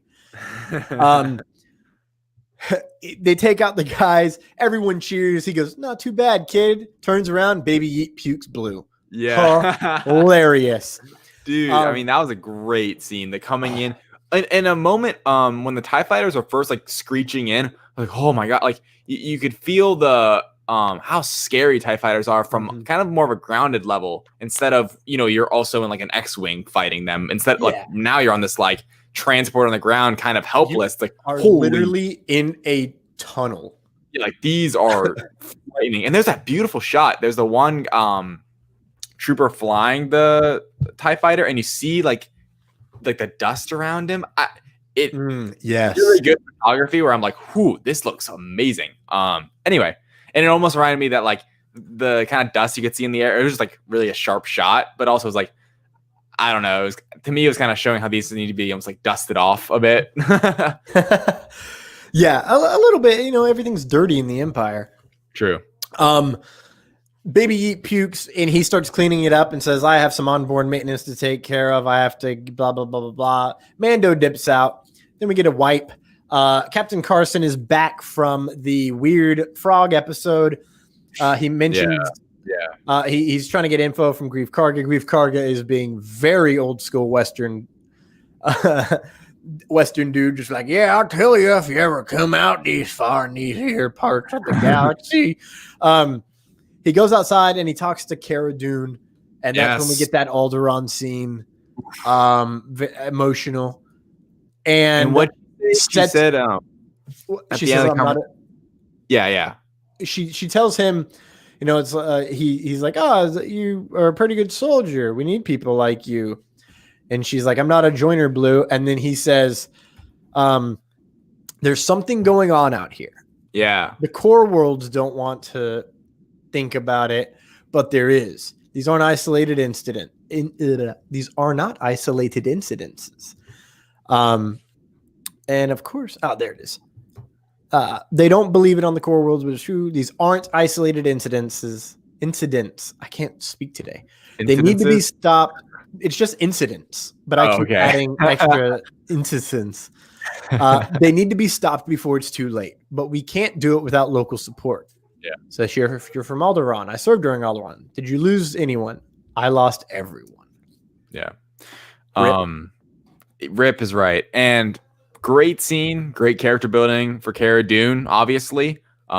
Beautiful. I also thought that, great world building or galaxy building, I guess. Where it's like, they're on the outer rim, right? And they're like, and we've heard that over the years, outer rim this, outer rim that, but this is really giving us a governmental almost point of view from it, where it's like, Oh, them on the outer rim, like the inner. What do you say? Inner planet, core planets. The core planets. Planets like are ignoring it, and then like there's a one line where Carl Weathers is like, this isn't Coruscant, and it's like right, yeah, like they're on Navarro, and you really feel that it's like they're really kind of removed. Yeah, exactly. Like all those times you heard about Tatooine being away from everything, and you feel that, but this was the real like. Because I think this is a TV show, you get to stretch things out a bit more, and it's a bit more grounded as well. You really felt that, where it's like they're like, wait a second, something's going on here, So anyway, really cool world building. I'm excited to not just world building, universe building. Yeah, this comment comes from Brian Winslow. I didn't know blue jeans and T-shirts were standard Empire attire. And that is a play off of the fact that you can see. A crew member in the background hiding. So that was funny. I love that so much. I'm just like, and people are already cosplaying that guy. Nice. Oh, really? Yeah. Like it's already started. So I love Wouldn't that. Be hard. So yeah, I know, right? I'm thinking about telling my friends like, oh, you want to cosplay Star Wars? You just want to stand behind me in every photo? Bet. Then you think it's over, right? And no. We cut to space. And if I'm not mistaken, this is the first time we have had a classic Star Wars Imperial cruiser floating in like the start of A New Hope in Mando. Yes. And this is hype. This feels like a movie, right? Yeah. Wait, and was that an Imperial ship? It wasn't a Star Destroyer. No, I think it's an Imperial cruiser. I might be wrong. I was saying like, wait, what ship is this? Because at first I thought it was a Star Destroyer, and then I'm like, that's not a Star Destroyer. What is this? Yeah, no, it's from Star. They have it a lot in Star Wars Rebels. Wikipedia. I'm looking it up right now. Actually, I'm hoping it'll be in here. Yeah, but, it was cool though. I mean, I will say, like you just said, that shot of that whatever the ship you're about to find out was floating over. I mean, that was straight out of a movie, and we don't always feel that way in Mando, which is a good thing. It is a Disney Plus show. It feels like a show sometimes, but you can tell the budget of this show is just unreal. So it is an Arquitens class command cruiser. Command cruiser. Name. And it's a light cruiser class ship used by the Empire mostly as a patrol ship in the Outer Rim. Yeah. So we see that. And then we go in, and you have something for me, and it's lingering. The guy, he's just lingering, man. He's like, yes, I have installed the tracker on the Razor Crest, and we see that guy earlier when he drops off the Razor Crest with Carl. He's like part of the little like group crew. Yeah, that's what he's the guy that they lingered on that shot, and I was like, that was super weird. Yeah, I didn't even catch that honestly. Really? Yeah, I caught that. I was like, that was such a weird shot. And it lingered so long. I was like, it took me out of it for like that beginning part of it. And I was like, oh, okay. And then when he popped up, I was like, that's why they lingered on him. That son of a Cath hound. So now Gideon can track Mando. Yippee. Which nice. We'll get to that in a moment. And then and he says, wonderful. It's huge. Does he have the asset? First off, it's not property. Baby Yoda is not property. This one is, because it's fake and it's not a living being, not like the puppet that they have. Yeah. But that really pissed me off when he calls it the asset. I'm like, you mother effer. Anyways, then he has this cold look and he goes, good. And we will be ready. And it's like, oh my. He turns around, and what do we see?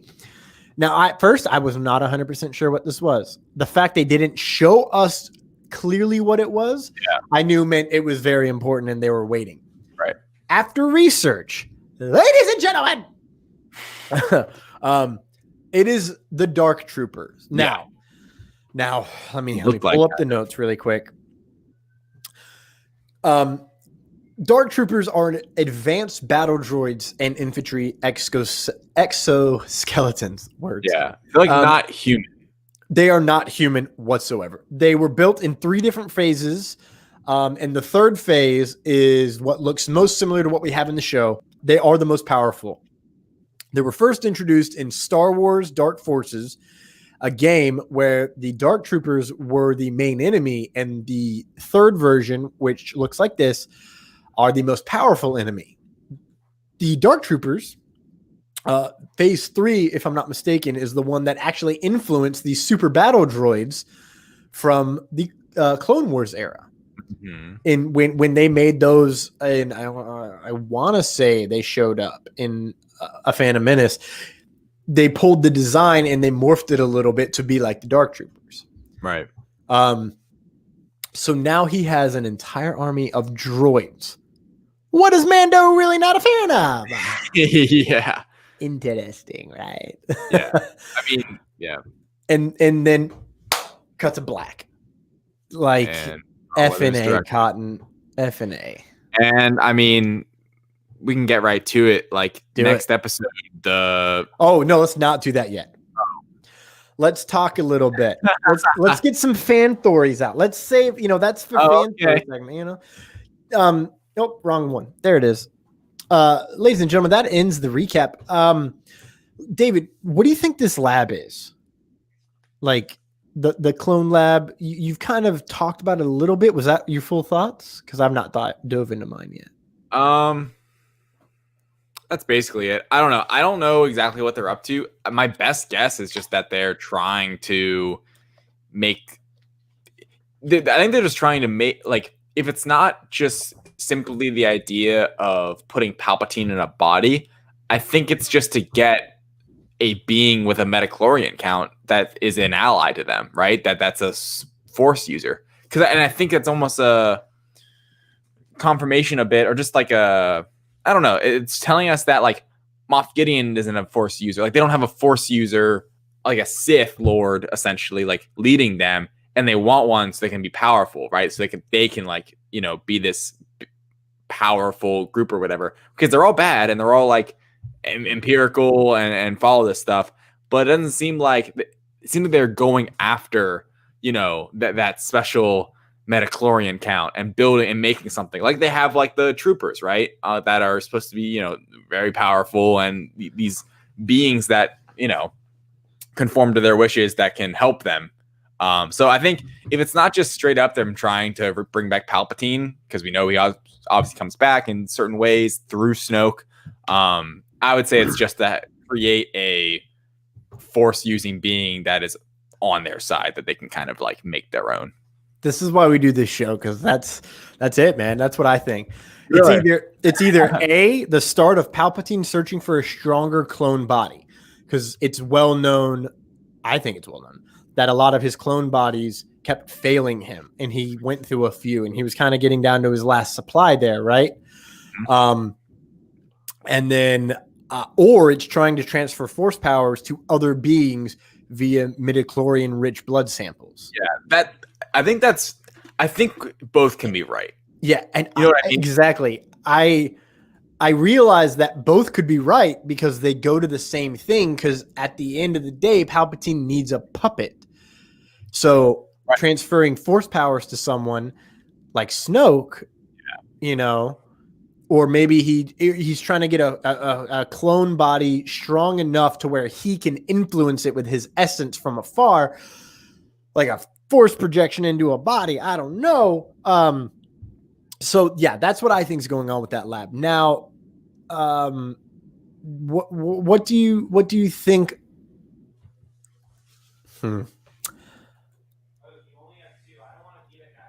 There's no way to say. David, what do you think is happening next episode? Should we just pull up the evidence? Exhibit A, Ahsoka? Yeah. Ladies and gentlemen, for those of you not listening on the audio or are listening on the audio podcast, this is chapter from the ever reliable, never wrong IMDb, by the way. Director of Chapter 13 of The Mandalorian is Dave Filoni, and writer of Chapter 13 is Dave Filoni. Yep. What have I been saying? You've been calling it that Ahsoka will show up in Dave Filoni's episode. Yep. And the fact where the plot ended, I was like, well, the next episode has to be Ahsoka because the ship's fixed. There's no reason he would stop. Yeah. There's no logistical reason why he would not go straight to where he needs to go. Could have made something up like they did last season to like have him, fight on that. They could have done something like that. But that's why I said when we predicted when we saw Ahsoka would come on, I said episode 7, because I thought that would be like the last 2 episodes she comes in. I am amped. We're getting her for half a season, right? Mm-hmm. I mean, essentially, we may not get her every episode. But she'll be in play for half a season. I can't believe we're getting her. I saw like the runtime was leaked. It's like gonna be like 52 minutes or something. So it's gonna be like the longest episode of the season so far. It's called The Jedi, apparently, which is funny because she's not even a Jedi technically. No, she's what the Jedi are supposed to be.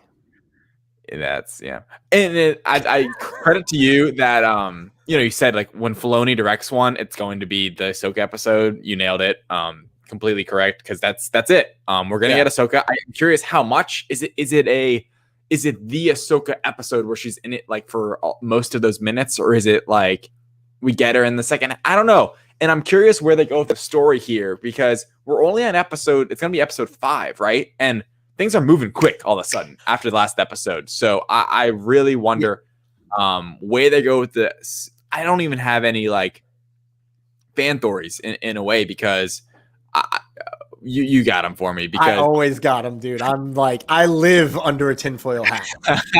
Because ironically, my roof is metal. So yeah. I mean, I honestly don't know where they're going to go with it. I'm happy Ahsoka's going to be here. I'm just ready, man. Like I said at the beginning of the show, I might stay up until 3 a.m. to watch this because I cannot wait. Like this is gonna be I think an event. I don't know yet how I'm gonna manage getting to my dad to watch it. So I don't know. There's we'll see what happens.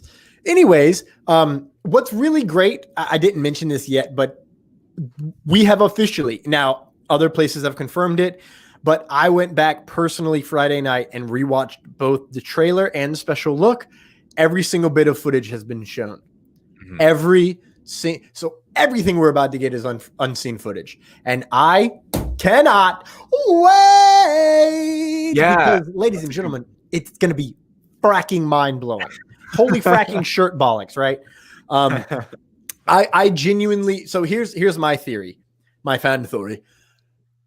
Giancarlo Esposito has said that there is lightsaber fighting. I think we get one episode on this with Mando and Ahsoka, and then the next episode is the Empire coming in and invading. I also think Mando will get out. Repeat that. Okay, I'll start from the beginning. Giancarlo Esposito has talked about lightsaber fights. Right, yeah. And Katie Sackhoff, when after her episode, she talked about. Nope, that's okay. Well, we're gonna extend the time. After hours. After hours. She said that we will see the backstory of the Darksaber, or at least it'll be mentioned. I have a feeling we'll see it. She said you will find out how she lost the Darksaber and all that stuff. Now, I think this episode, number 6, The Jedi, will be talking with Ahsoka. I've been dying. I'm so gonna die on this hill. Mando's gonna find out he's slightly force sensitive or super duper force sensitive. We'll find out. This episode, no way. Okay, you think Ahsoka's not going to be like, oh, do you know that you have some force sensitives? And he's going to be like, do not think that will happen this episode. I do not. I think we will find out. I don't think Mando will find out. This episode. Yeah. It's a hot take. I don't think it's that hot of a take. This episode, though, that's a huge plot point. Called that shifts everything. Dude, I know. It's shifting every week. Like I predicted after episode 3, I was like, after episode 3, it's going to change. Every Yeah. episode has been wildly different. So, I mean, it's been one episode, but it's been different nonetheless. But it's Every episode. Every episode. I am technically not wrong. Yeah. But words. He's going to talk with Ahsoka. He's going to learn about the Jedi. He's going to have to make a decision to either leave Maybe. or I don't go know. back. But I think this episode stays on there. And at the end of the episode, Gideon shows up. And that's how we end this week. That'll be it's chapter 6, yeah? So then we go into chapter 7. Whoa. Yeah. Sorry, not chapter 6. I meant episode 6. Yeah. So then we have the next episode will be, I don't know, the invasion? Maybe? I don't know. Yeah. And then after that, I don't know what happens. Although I will say, because they teed it up, I think we are going to see the start of the retaking of Mandalore. I think we'll get that. Yeah, I think that's going to happen this season. Or at least we might get to Mandalore. Also, what's going on with Boba Fett? What's his deal, right? Because we got his look at point. That's the big thing. That's funny. Brian in the comments said Fred is still out there. I think you were typing that right when I was saying it.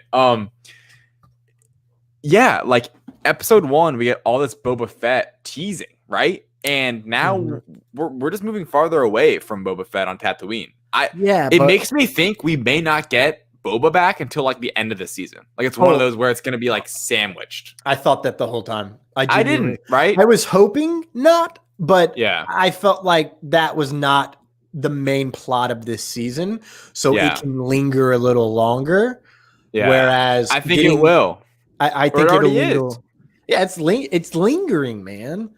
And I want it to not linger. Damn it. But other things aren't lingering, right? Like we're getting Ahsoka all of a sudden, which is for this show very accelerated. We get her. I mean, if you're someone who likes Star Wars and knows Clone Wars at the very least, and doesn't really like follow all the news like we do, that Ahsoka being announced in episode 3 of the season would have been the first time you heard of it. Of her being in the season, where we knew, because we look at all the Hollywood Reporter and those reports coming out about her being in it. But if you were more of a casual fan but knew who Ahsoka was, this is fast, right? 2 weeks later, you're hearing about Ahsoka now. She's in live action. I just can't wait to see her. I hope. What's the actress name that's playing her? Rosario Dawson. I hope Rosario Dawson like nails her. That's a big thing for me, right? Like I think she will, but it's Ahsoka, so like. And I haven't watched Rebels, so I don't really like. I know Ahsoka from Clone Wars, which I know. Yes, I haven't watched Rebels. You have a week, and the best part is when it comes to Ahsoka, you only have to watch like 6 or 7 episodes throughout the entire series. So, well, yeah. I might look up a YouTube video. Even better. Yeah. Actually, like, honestly, yeah, it is. There's a great team up with her and Maul, so yeah. Anyway, like I was so surprised by it, and then after seeing Clone Wars, I'm like, I love it even more now. So I don't know where that was at. Where are you? Yes, Ahsoka. She's in the next episode. Yes. The Jedi. I am interested in the fact that it's happening so soon, and it feels like the midpoint of the series for me for some reason. I don't know why. Of the whole series. Yeah, the whole series. I don't know why I'm getting that sense. Maybe it's because like it's right after the second half of the second half of this season, right. And for whatever reason, 3 seasons has always sounded ripe in my mind for what this could be. I'm hoping it's a lot longer, but it'll be more.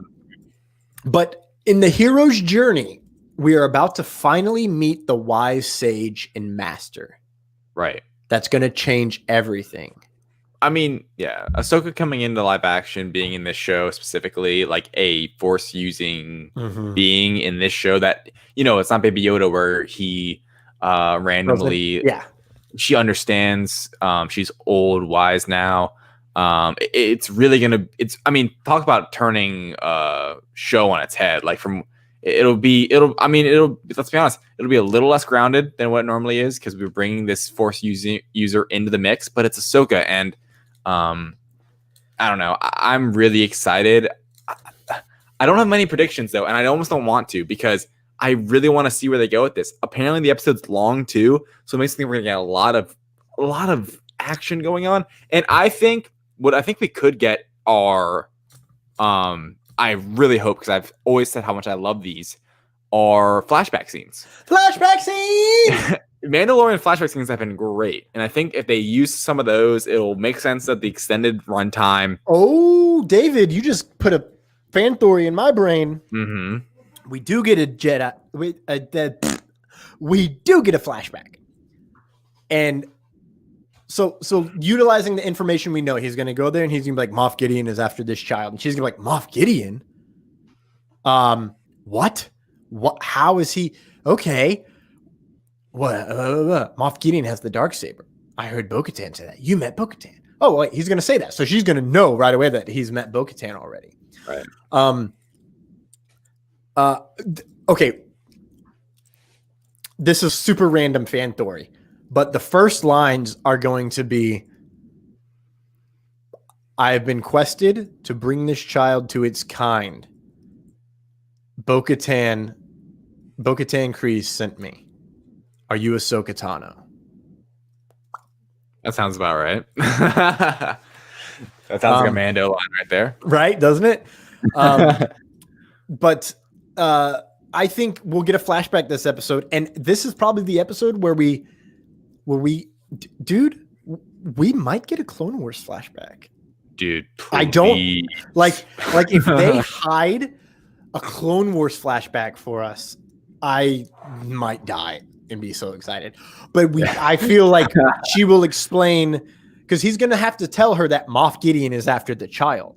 So that's going to bring up who Moff Gideon is, and we're probably about to get a huge dive into Moff Gideon. So we're probably about to learn everything about Moff Gideon.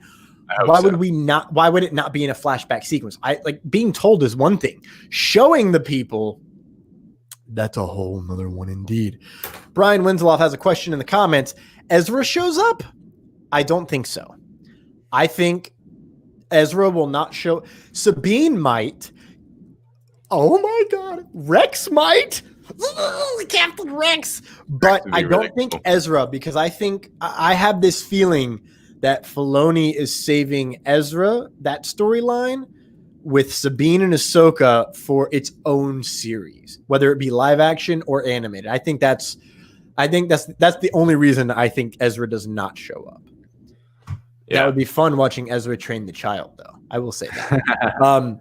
David, do you have any other final thoughts on Chapter 12 or Chapter 13? I will say, just wrapping it up, I think Mandalorian, the show, is just really it's taken the training wheels off from season 1, in my opinion. And I think it's really found a really huge groove storytelling wise, where after last season, I was like, I really like this. I really like the show. All the Star Wars, Easter eggs and canon and all this stuff was really good. But part of me was like, hey, I don't like all of this, what felt like filler episodes, and how they would go away from the plot, in a full episode where it's like, all right, not even a tease or anything. We're just that was just a side quest, which is cool. Feels like a video game to some degree. You're going to do this other thing and then you get back to the main storyline. This, I think they might have heard that from the fans a bit, or maybe they wanted to change that a little, because this season, they're not really doing that. They're furthering the plot, especially right now, a lot each episode.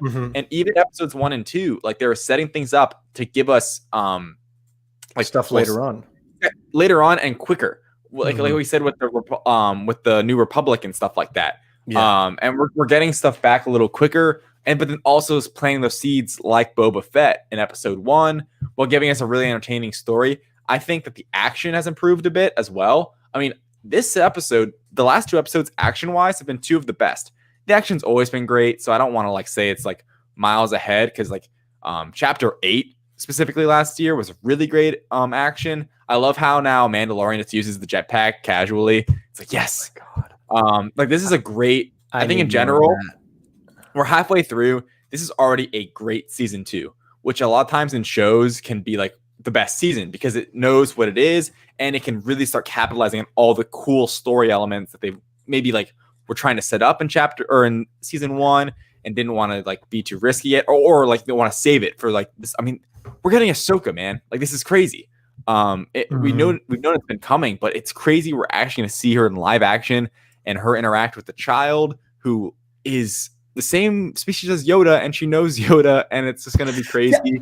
That's going to be so insane. That's going to be the big point where she's like, "Holy shit!" Like this is. Yeah. I wonder if she's going to be able to commune with Baby Yoda and speak through the Force. I think there's going to be a connection, right? Because, you know what it reminds me of in Into the Spider-Verse when they're like, "Whoa, you're one too. You're like me." Maybe they'll have one of those moments. Wouldn't that be awesome? Little hairs on his head stick up. Let's comb that back. Yeah. Anyway, I can't wait. Thomas, final thoughts, Mando. Excited for next week already. I don't want to wait for Friday to get here. Can we just skip Thanksgiving? We're probably losing to Washington. I don't want to wait to watch Ahsoka live action. I've already waited like 12 years. Get on with it. Yeah. Yeah, that was super weird. I don't know why I did that. David, you know what we forgot to do? We forgot to get our quick hits on the news. Oh, I did see past that, and I was like, all right, this is I thought you just were doing it because I just forgot. I totally forgot. Right. So, ladies and gentlemen, we're going to wrap this show up with rapid fire version of What the News? So, David, what is that first one? Oh, not what I meant to do. It worked. The first one is Wonder Girl in the CW. Thomas, I'm gonna need some help in these quick hits, man. I got you, bro. Written by Dalen Rodriguez, Wonder Girl will center on Yara Flor, a Latina dreamer who is born of an Amazonian warrior and a Brazilian river god. She learns that she is Wonder Girl. With her newfound power, she must fight the evil forces that would seek to destroy the world. Shocking. However, this series will tell the backstory and / origin story of the DC Comics character of Yara Flor, who was recently revealed as the new Wonder Woman. Yara will make her comic book appearance, her debut this January in Future State Wonder Woman, part of DC's Future State event, written and drawn by Jones. Seems to be like a pairing up of movies and or TV and comics right now. David, thoughts? I love the CW, man. Cool. All right. Staying on the CW, Black Lightning is ending after season 4. Sad face. However, in episode 7, they will have a backdoor pilot for Painkiller, a main character who has had an incredible journey throughout the series. I've not finished. I'm not caught up on Black Lightning, so I don't know the full story, but I've read. It's very good. Oh, okay. It is very good. It's probably it stands alone by itself. It didn't have its first crossover sequence until this season, and it still is so good. Okay. It's a family film. It's a family show. Ant-Man is filming next year. David, thoughts? Woo! Yeah, I had a feeling. Excited. Jamie Alexander is filming something in Atlanta, and there's speculation that she's involved with Loki. Speaking of Loki, Richard E. Grant has been rumored to be playing. What is it? Original / classic Loki. Classic Loki. Who called that? Some hairy-faced idiot that you guys listen to. I don't know why, but it be like that sometimes. We have done well. That is 2 minutes. We're going to restart the 2-minute counter because we're going to finish this in less. Elizabeth Olsen is in London right now to film Doctor Strange, or not, excuse me, around Christmas. Around Christmas. Do you have thoughts about that? Super exciting. We've heard so much about how she's going to be connected to Doctor Strange, Multiverse of Madness, and we're finally getting production on that film. Who else is going to show up to film there? Who knows? Maybe we'll hear about that. But Elizabeth Olsen. We probably won't hear about I hope not, honestly.